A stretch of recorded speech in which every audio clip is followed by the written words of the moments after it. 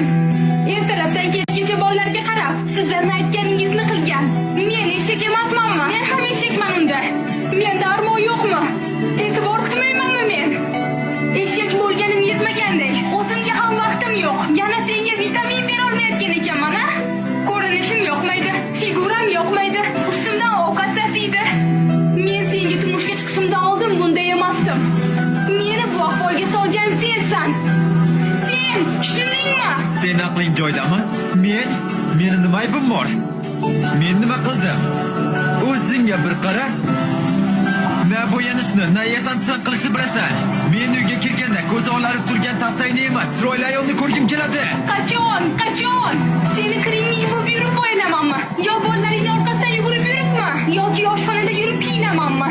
Uyni ishlari tugamaydi, maqsad. Sen bilan gaplashgim kelmayapti.